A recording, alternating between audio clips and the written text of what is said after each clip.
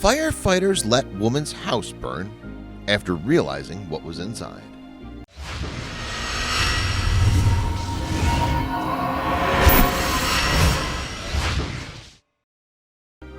Kevin wondered why his neighbor Ruth lived and slept in her car, even though she had a home only a few feet away. As friendly as she was, Kevin never saw her go into her house. When Kevin finally did enter the house, he discovered why she never went in. He couldn't believe his eyes.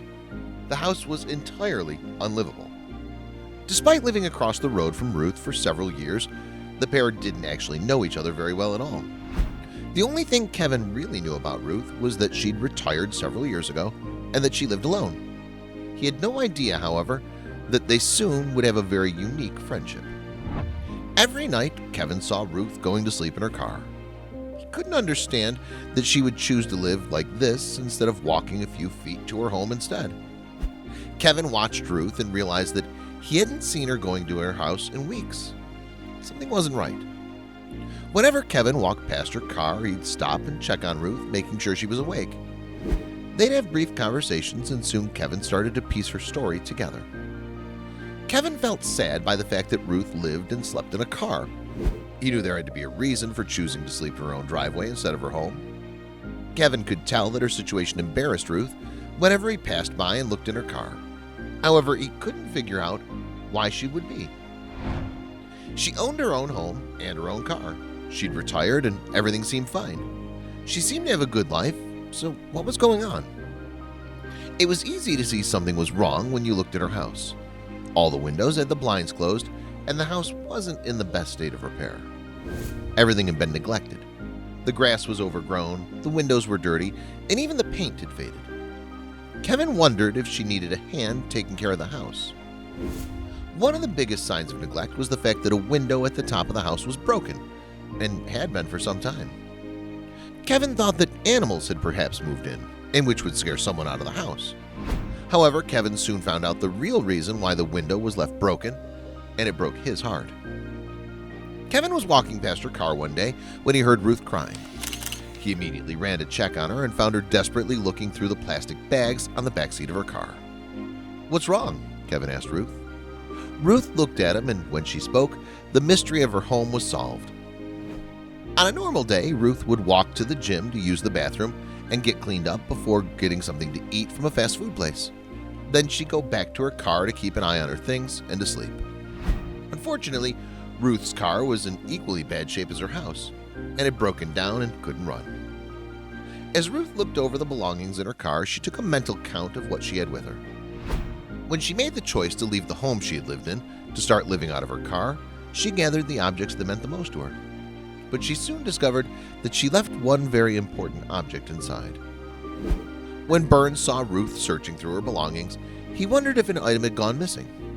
Ruth soon made this apparent. She stopped fumbling long enough to point a finger towards her home. "In the house," Ruth said with tears in her eyes. "I left it in the house." Ruth seemed afraid to even step foot into her home and away from the safety of her car, which wasn't even mobile anymore. She then questioned Burns, "Maybe you can go inside and get it?" Burns was up for the challenge, and to finally find out what he'd been wanting to know for months. What was in that house that Ruth had to escape from? Kevin took the task on himself and told Ruth that he would venture into the home to find Ruth's precious belongings. Kevin found out that she was looking for a photo of her parents that was left inside the house. As Kevin started walking towards the house, the sight of a broken roof tile on the front lawn made him look up in terror. How long had the roof had a hole in it? The closer Kevin walked towards the house, the more apparent it became why Ruth decided to turn her back on the home she lived in for so many years. Just a glimpse into the home showed piles and piles of clothes, garbage, and papers. And the closer Kevin got to the house, the stronger a displeasing smell became. Kevin opened the front door and had to move immediately as piles of trash fell at his feet. It was as if the door was the only thing keeping all the garbage in the house from spilling onto the front lawn. Had he made a huge mistake agreeing to search this home? Ruth told Burns that what she was looking for was an old photo of her parents. When Burns entered the house, it was immediately apparent to him that the house was unlivable for anyone. There were piles of trash on the floors that made it hard to pass from one room to the next without holding onto the walls. And the large piles of garbage emit a smell that was hard to bear.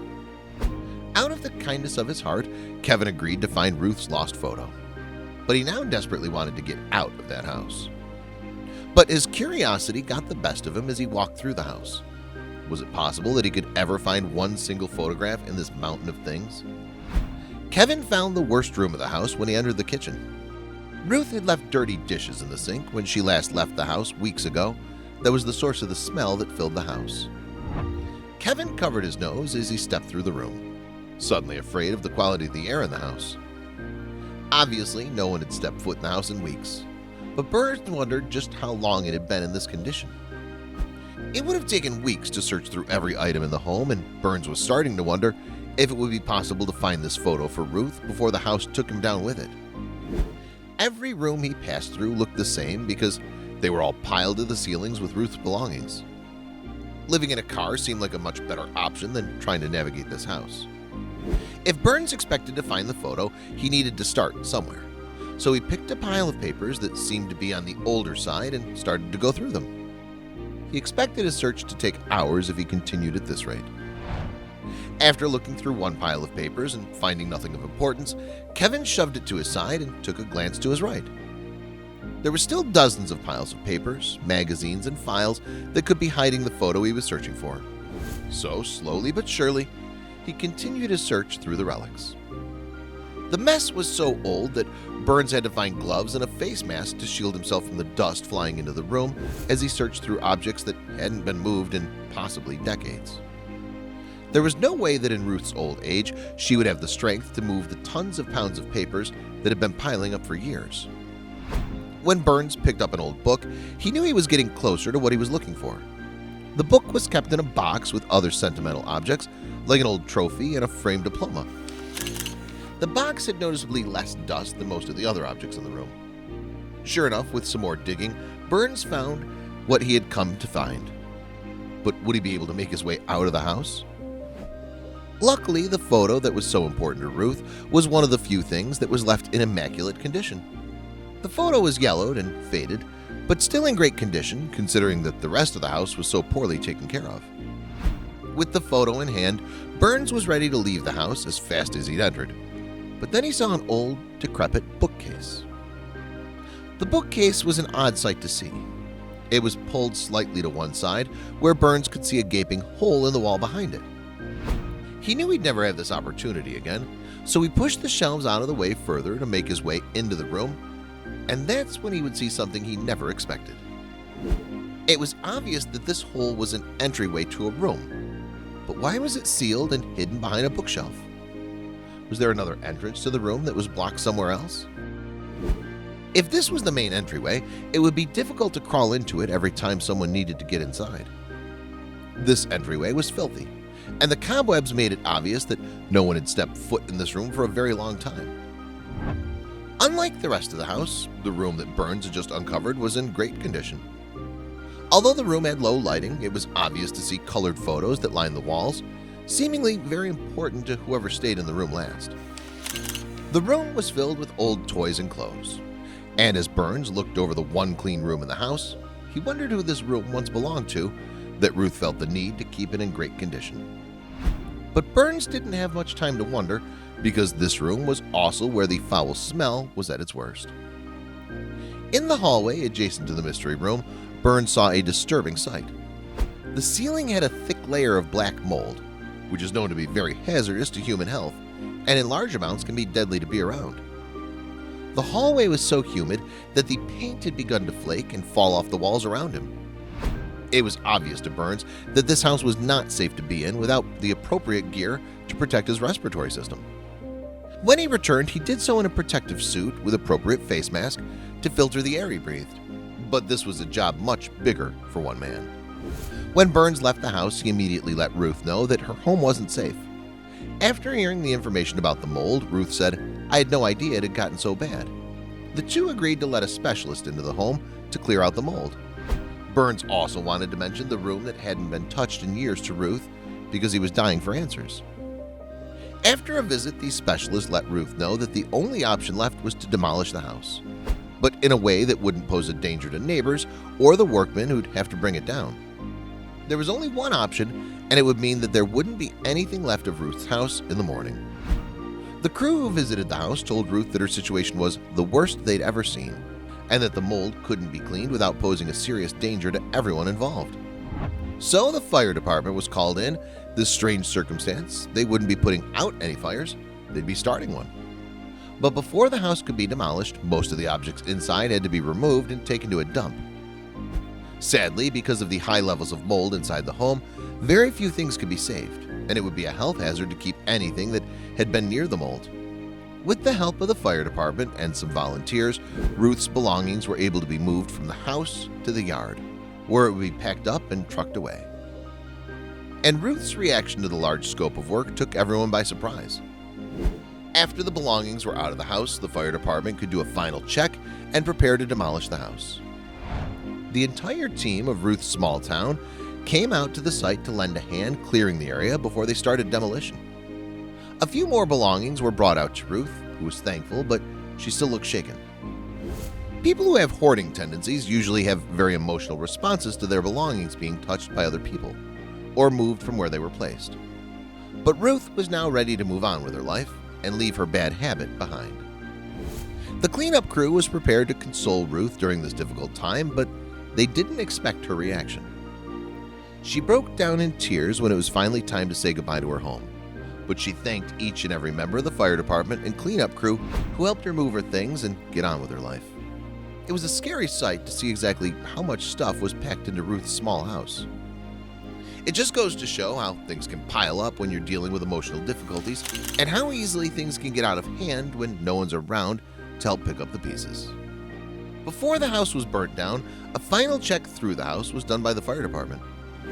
Kevin Burns was still helping out Ruth and wondering if any of the belongings from the secret room would be salvaged. The fire department brought out a few more large pieces of furniture to be thrown out, but Kevin noticed that none of the objects from the hidden room were out in the front lawn. But it seemed too late to salvage anything else from the home now. The fire department agreed to burn down the house because it was in the best interest of the homeowner. And Ruth already knew that she had everything she needed to survive packed in the car she'd been living in for the past few weeks. In a way, getting rid of that house would be a burden off her shoulders. As the fires blared, Ruth and Kevin watched as the smoke billowed and consumed the exterior of the home. Ruth then said to Kevin, as if she knew what he was thinking, "That room was where my husband passed away. I didn't have the heart to go in there after he was gone." The fire department crew stayed at the site well into the night to make sure the burning embers of the home didn't reignite. This kind of work can be very dangerous, and the crew has to make sure that the fire didn't spread to any adjacent houses or put Ruth's neighbors in danger. But now that her house was gone, where would Ruth go? After witnessing the total destruction of the home she'd built and lived her life in, where would she go? Surely the car she was sleeping in wasn't to be her final home. Luckily, the friends she made in her life would jump at the chance to help her. With all of her vital belongings packed in the car, Kevin helped her out on finding a place to live. A nearby community for senior citizens seemed to be the best bet for this old woman. Ruth was long overdue to stay somewhere welcoming and inviting, with plenty of people to talk to.